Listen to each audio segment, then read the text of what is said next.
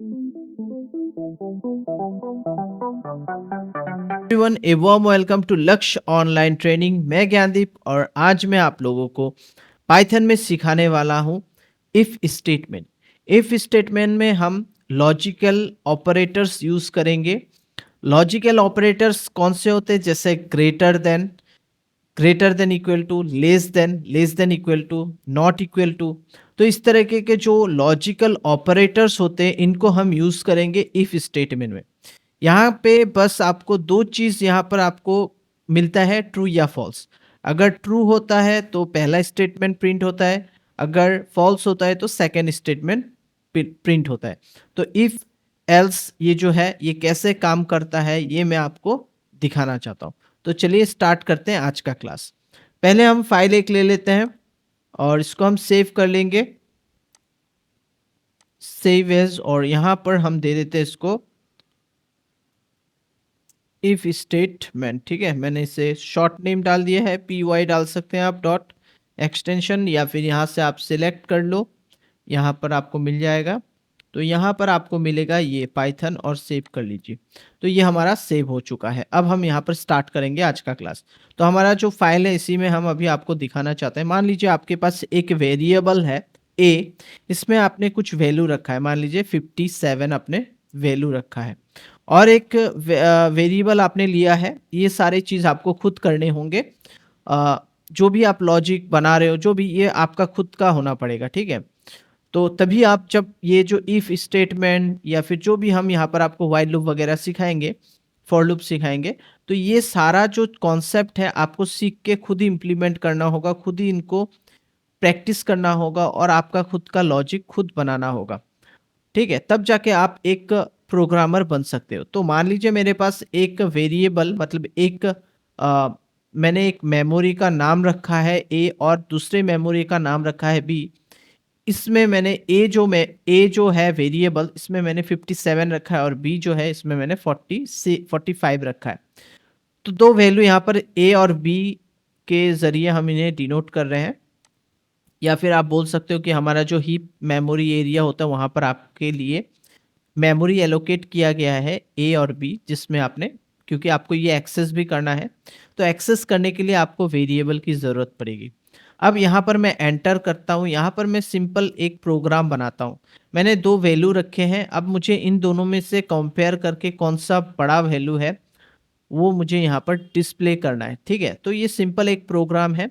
तो देखिए यहाँ पर हम क्या करेंगे, इफ़ लिखेंगे, इफ़ लिखने के बाद ब्रैकेट देंगे, और यहाँ पर जो आपको यहाँ पर लॉजिक यूज़ करना है, ए इज़ ग्रेटर देन और इक्वल टू भी दे सकते हैं, लेकिन अभी मैं इक्वल टू नहीं दे रहा हूँ, बस मैं सिंपली मैंने यहाँ पर क्या किया, ए इज़ ग्रेटर देन मैंने बी लिख दिया है। तो यहाँ पर ये क्या करेगा, अब ए जो है अगर इसमें वैल्यू, ऑब्वियसली ये वैल्यू बड़ा है, तो ये ऑब्वियसली ये ट्रू हो जाएगा, ए इज ग्रेटर देन बी। तो यहाँ पर हम जब एंटर करते हुए प्रिंट में ऐसे करके हम कुछ लिख सकते हैं, द वैल्यू ऑफ ए। तो यहाँ पर मैंने लिखा द वैल्यू ऑफ ए मतलब इसको मैं शो मतलब बताना चाह रहा हूँ, तो इसका जो भी वैल्यू है वो ग्रेटर है। The value of A is greater, यहाँ पर मैंने लिख दिया इज ग्रेटर। ठीक है, तो यहाँ पर मैंने लिख दिया the value of A is greater, तो हो गया आपका यहाँ पर। तो ये हमारा काम बन गया। अब मैं यहाँ पर और एक क्या कर सकता हूँ, यहाँ पर मैं एल्स लिख सकता हूँ। एल्स लिखने के बाद मुझे एंटर करना है, और यहाँ पर पाइथन में इंडेंटेशन भी ज़रूरत है। इंडेंटेशन का मतलब आपने इफ़ यहाँ लिखा तो उसके ही बराबर में इफ़ होगा और अंदर में आपका स्टेटमेंट होगा। तो यहाँ पर आप देख सकते हैं the value of A is greater then A is greater. तो ये दो यहाँ पर मैंने ये लिखा कि the value of A is greater, क्योंकि यहाँ पर मुझे लगता है 67 बड़ा है। ठीक है, हम सभी जानते हैं 67 बड़ा है 45 से, लेकिन कंप्यूटर कंपेयर करेगा इसके ज़रिए, A is greater than B. अगर ए का वैल्यू इस ग्रेटर देन जो लॉजिकल ऑपरेटर है इसके माध्यम से अगर बड़ा होता है, वैल्यू ऑब्वियसली बड़ा है, तो इस ये जो आपका ऑपरेटर है इसके ज़रिए वो इसे चेक करेगा। हम कैसे चेक कर रहे हैं, हमें तो मालूम ही है ना, क्योंकि 67 वो बड़ा नंबर है, क्योंकि हमने मैथ्स पढ़ा है, हमको मालूम है कौन सा छोटा कौन सा बड़ा। लेकिन कंप्यूटर को कैसे मालूम होगा? तो यहाँ पर आपको इस तरीके का स्टेटमेंट, इफ स्टेटमेंट, ताकि वो डिसाइड कर सके कि ए जो है वो, अगर ए में अगर वैल्यू ज़्यादा होगा तो वो इसी से डिसाइड करेगा। ठीक है, तो यहाँ पर उसका डिसाइड हो जाएगा कि ए बड़ा है या छोटा है। चलिए, और यहाँ पर मैं लिख देता हूँ the value of B is greater. ठीक है, तो यहाँ पर मैंने लिख दिया, दोनों में अगर सही होता है, पहला अगर यहाँ पर कंडीशन ट्रू हो जाता है, ए अगर बड़ा है, क्योंकि बड़ा वैल्यू है तो ट्रू होगा, तो पहला स्टेटमेंट प्रिंट होता है। जब भी ट्रू होता है तो पहला स्टेटमेंट प्रिंट होता है। अब हम इसे सेव करेंगे, यहाँ पर सेव करके हम रन करते हैं, तो आप देख सकोगे जो पहला स्टेटमेंट है वो प्रिंट हो जाएगा यहाँ पर। तो यहाँ पर आपका देखिए the value of A is greater, तो यहाँ पर आपका प्रिंट हो गया। ठीक है, अगर यहाँ पर ये जो कंडीशन, यहाँ पर मैंने 1 डाल दिया, 145, तो अब ये बड़ा हो गया, तो यहाँ पर क्या होगा, जब वो कंपेयर करेगा तो देखेगा कि कंडीशन फॉल्स हो गया है, तो वो एल्स वाला जो पार्ट है उसको प्रिंट करेगा। एल्स वाला पार्ट कब प्रिंट होता है? जब फॉल्स होता है। तो यहाँ देख सकते हैं the value of B is greater. ठीक है, तो यहाँ पर हमारा कौन सा सेकेंड स्टेटमेंट प्रिंट हो रहा है। तो आई थिंक आपको ये जो ये चीज़ आपको समझ में आ रहा है।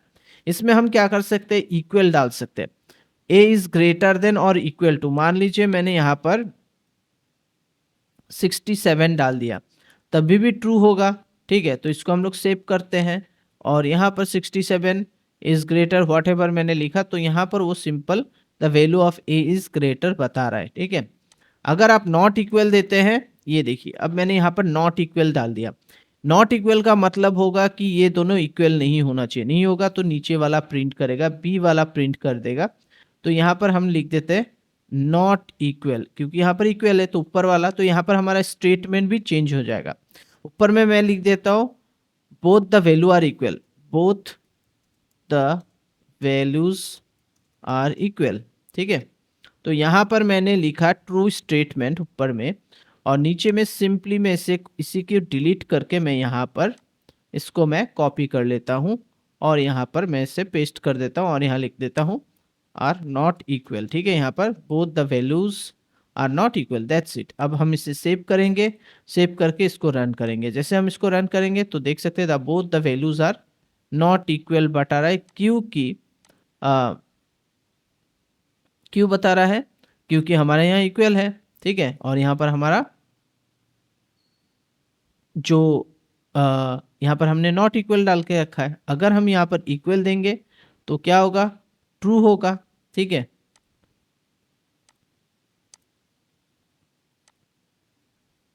तो यहाँ पर हमारा एक्चुअली हमारा थोड़ा सा कंडीशन में यहाँ पर गड़बड़ी हो चुका है। गड़बड़ ये क्या है, यहाँ पर हमने नॉट इक्वल सिंबल डाला है, तो वो नीचे वाला प्रिंट कर रहा है। एक्चुअली नीचे वाले में हमको डालना चाहिए था इक्वल, और ऊपर वाले में हमको डालना चाहिए था नॉट इक्वल। ठीक है, क्योंकि यहाँ पर जो कंडीशन है उसके हिसाब से नॉट इक्वल होना चाहिए, लेकिन फॉल्स हो गया। फॉल्स होने से तो ये वाला प्रिंट करेगा, तो हमारा थोड़ा सा गड़बड़ हो गया यहाँ पर। अब आपको यहाँ पर रन करके दिखाते हैं, तो देखिए the values, both the values are equal. ठीक है, तो यहाँ पर क्या हो रहा है कि फॉल्स हो रहा है, इसीलिए ये प्रिंट हो रहा है।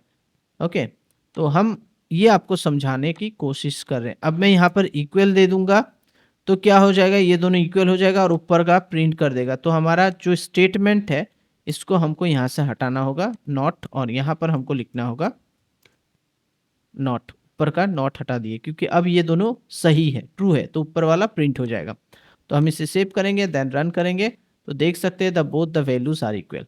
तो आई थिंक आपको ये जो कॉन्सेप्ट है समझ में आया है। तो अभी मैं क्या करता हूँ, एक सिंपल सा प्रोग्राम यहाँ पर आपको दिखाता हूँ, ताकि आपको और अच्छे से क्लियर हो जाए। तो चलिए मैं यहाँ पर क्या करता हूँ, न्यू कर लेता हूँ, और इसे मैं सेव कर देता हूँ।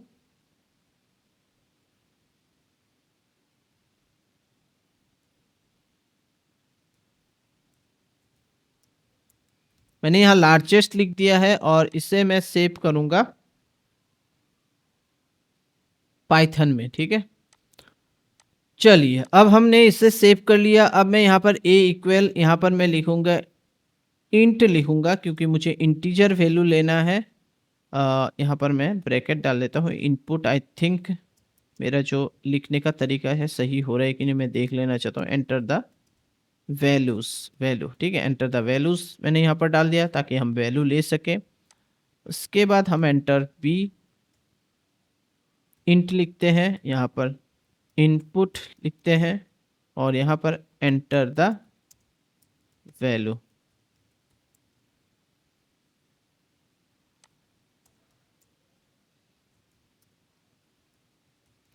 इनपुट, यहाँ पर enter the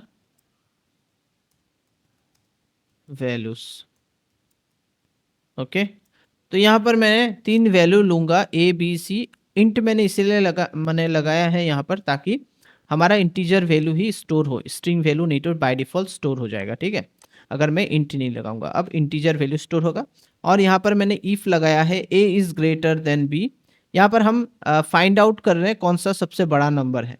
greater than B, A is greater than B. और यहाँ पर हम एंड ऑपरेटर, इसको हम यहाँ पर हम यूज़ करेंगे एन ऑपरेटर का, ए इज़ ग्रेटर देन सी, ठीक है। तो यहाँ पर देख लेते हैं ये गलत हो रहा है क्या। तो यहाँ पर हमारा जो है एंड डायरेक्ट लिखना होगा, आई थिंक यस। तो हमने यहाँ पर एंड लिख दिया है, मतलब ए जो है वो बी से बड़ा है और ए जो है वो सी से भी बड़ा है। तो अगर ये कंडीशन ट्रू होता है, दोनों ही, ए अगर दोनों से ही बड़ा है, तो यहाँ पर हम लिख देते हैं द लार्जेस्ट नंबर। यहाँ पर हम लिखेंगे एलसीफ लिखने के बाद बी इज ग्रेटर देन सी। यहाँ पर हमारा सिंपली कंडीशन होगा, यही होगा बस, ठीक है। और उसके बाद एंटर करते हैं। यहाँ पर हमारा जो है कंडीशन इज नॉट डिफाइंड, मतलब ये हमने जो लिखा है ये हमारा गलत हो रहा है। यहाँ पर होगा एलिफ। ओके, यहाँ पर हमारा जो होगा, पाइथन में हम यूज़ करते हैं एलिफ यूज़ करते हैं। एंटर करते हैं, यहाँ पर क्या होगा, ब्रैकेट डालते हैं, द लार्जेस्ट नंबर इज, यहाँ पर ब्रैकेट में बी डाल देते हैं। तो यहाँ पर बी जो है वो ग्रेटर हो जाएगा, क्योंकि ऊपर में अगर ये कंडीशन फॉल्स हो जाता है तो वो नीचे वाला कंडीशन चेक करेगा। यहाँ पर एलिफ का मतलब होता है else if B is greater than C. तो यहाँ पर आप ये कंडीशन समझने का कोशिश कीजिए, A is greater than B और A is greater than C. And का मतलब होता है दोनों कंडीशन ट्रू होना पड़ेगा, ए बड़ा होना पड़ेगा बी से, ए बड़ा होना पड़ेगा सी से, तभी ये कंडीशन ट्रू होगा। अदरवाइज वो नीचे आएगा और बी को चेक करेगा, बी इससे बड़ा है क्या सी से, तो यहाँ पर प्रिंट हो जाएगा। इसके बाद हमको एल्स, यहाँ पर हम एल्स लिख देते हैं और यहाँ पर print the largest number is, यहाँ पर हम दे देते हैं कॉमा सी। तो यहाँ पर आपका हो जाएगा सी। ओके, तो ये अब हम सेव कर लेते हैं। हम यहाँ सेव कर लेते हैं और रन करते हैं। तो यहाँ देख सकते हो एंटर द वैल्यू। तो मैं यहाँ पर मान लीजिए 23 दे देता हूँ, फिर 12 दे देता हूँ, मान लो उसके बाद मैंने दे दिया 15। तो यहाँ पर आपको दिखा देगा द लार्जेस्ट नंबर इज़ 23। इसके बाद फिर से हम यूज़ करते हैं, पहला जो नंबर है वो 23 दे देते हैं यहाँ पर, ठीक है।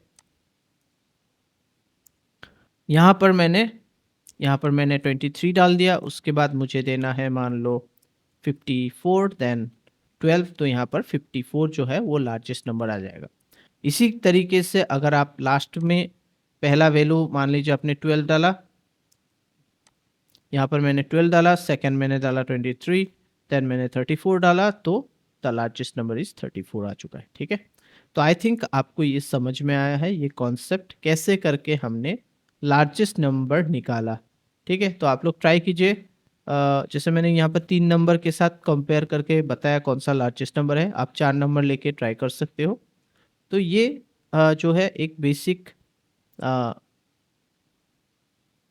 प्रोग्राम है जिसको आप सीख के अपना खुद का कुछ नया कॉन्सेप्ट बना सकते हैं। तो यहाँ पर ही मैं आज का क्लास समाप्त करता हूँ। अगर आप लोग को हमारा क्लास समझ में आ रहा है और कुछ सीखने के लिए मिल रहा है। प्लीज़ लाइक कीजिए, शेयर कीजिए और सब्सक्राइब कीजिए हमारे चैनल को। Thank you, bye bye, take care.